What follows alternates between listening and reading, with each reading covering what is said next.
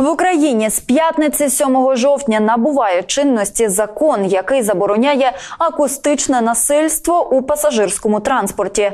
Водіям рейсових пасажирських автобусів та маршруток заборонено вмикати в салоні автобуса музику, звуки фільмів чи інші звуки, крім інформації про поїздку.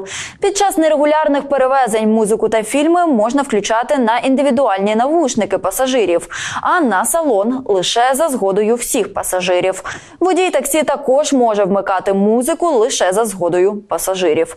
Цим же законом заборонено публічне відтворення пісень та кліпів російських співаків.